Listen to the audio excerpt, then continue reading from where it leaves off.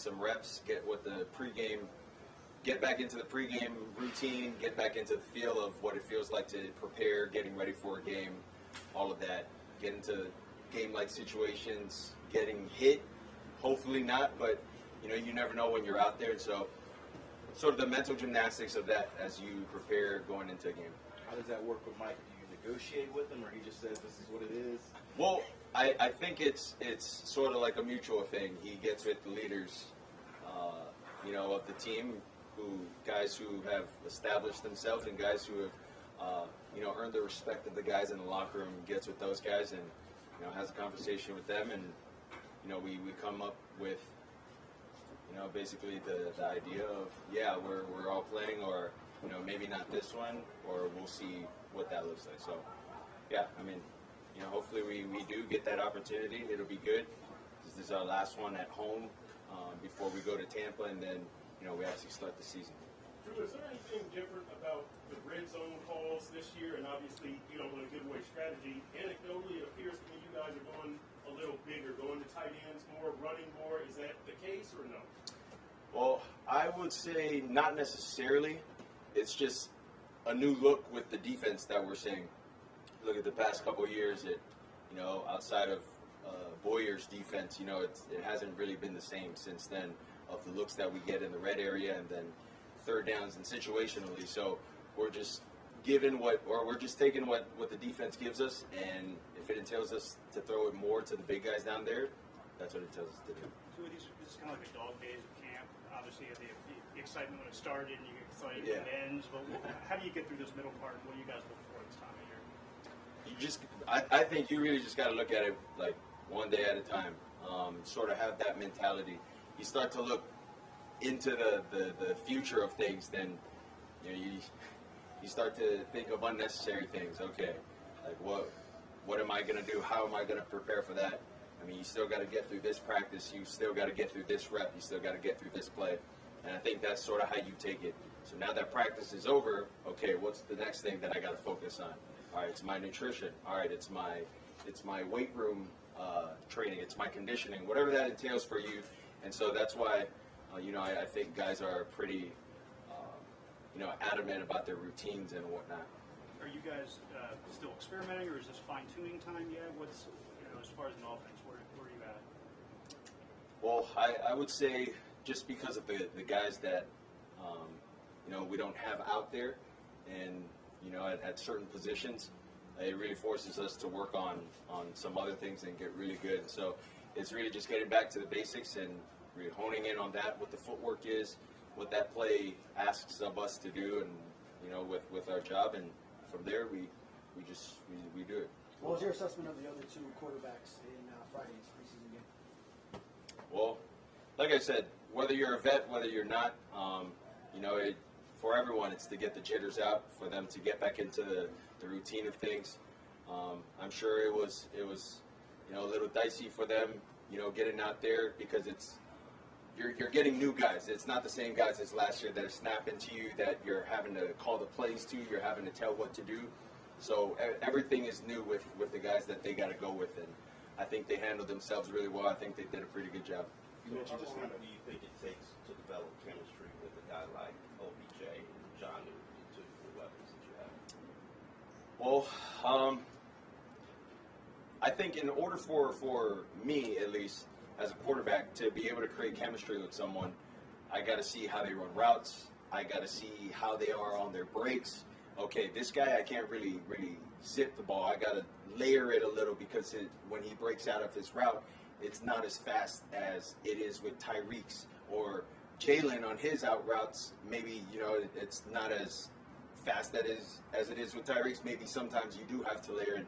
You just got to know the personnel in that aspect. And then with the footwork that we have for different in-breaking routes, the timing of that as well for those guys. And, are they guys that like to turn their body to get in front of the ball, or are they guys that love to run through the ball? And so that has a lot to do with ball placement and whatnot, and building chemistry with those guys in this offense. Avon Brewer's now going to miss some time. How key was the time that you did have with him, and how key will it be now not having some time with him before the regular season starts? It was very key having Brew. We were just getting into a good rhythm. Unfortunately, that's what he's dealing with now. But I've had Liam the entire last year, so I have the utmost faith and confidence that we'll be able to get back to doing what we need to do. And you can see it out there. Not a lot of drop snaps, if any. So it's been really good. So we've heard this theme throughout camp about trying to make it as hard as possible on each other, offense and defense. I'm curious how you would describe that, and I guess the benefit of trying that. Yeah. I think you try to make it as hard as possible just because you know the defense that you're going against. Well, for us, we try not to focus on what our defense does. And so essentially it's with the mindset going out, as long as you know what you got to do and you play within the rules and what the play entails for you to do, you should be fine, regardless of what they do. If you're hot, you know where your hot answer is. If you're not hot and you got to go through your progression, 2 high, 1 high, you know where you should go with the ball. And it makes it hard that way so that by the time when we do come to season, we understand what we're going against, and sort of makes it a little easier. And so going against these guys, they've seen a lot of the plays, they've seen a lot of the tendencies that we have with motions, motion snap points, and then we're trying to beat them with the weakness of their coverages. So that's what makes it tough, and it makes it good for both of us. So that entails, like, if you get a look you don't like, not checking and trying to run into that look so you can get the rep of it on tape. Is that something you do? Say that again, sorry. Like, rather than checking against a bad look, Yep. running it into the bad look Yep. to get it on tape. Yep. That's the idea. Well, that's not the idea, but essentially that's what you get to if we don't have the right play we would want. It's like, all right, this is the play we got. That's not the look we want to throw this into. We're going to live with it, because if that's not open, that's why you have the progression here to here. And so it's just working on the training with that. Tua, what was your thoughts on Jalen Wright's performance, and how quickly is he acclimated to this complicated offense? Yeah, he's acclimated pretty quick. I think that was one of the first times I can really say that I've seen his personality with running the ball. Runs the ball and then throws one of those. And I'm like, okay, like he got some swag to him. And I think he's still trying to feel out the guys. He's still trying to feel out the offense. And I think once he feels comfortable and gets comfortable, then I think we'll all start to see his personality flourish.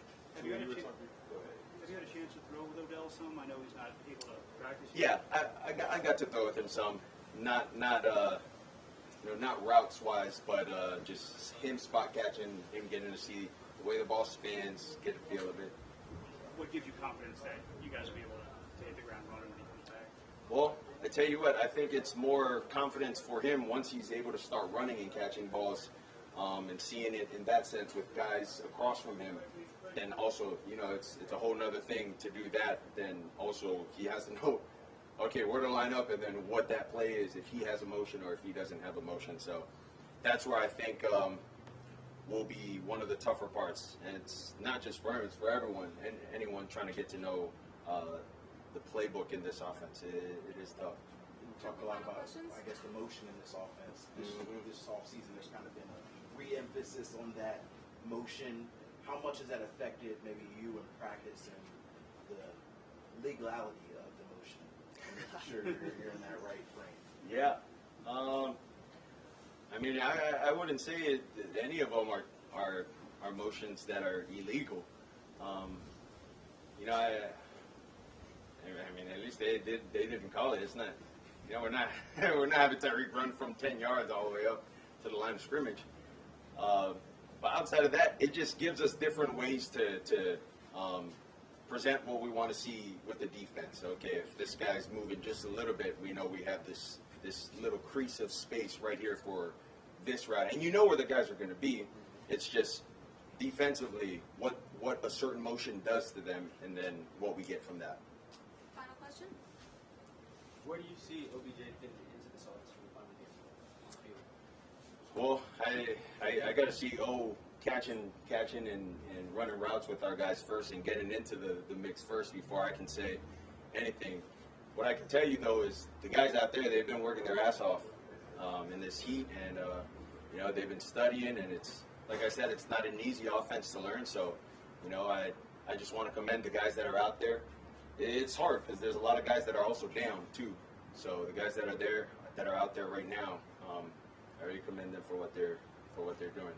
So hopefully we can, God willing, we can stay healthy and continue to stay healthy throughout this year for all of our positions. Thanks, Thanks, guys. Thanks.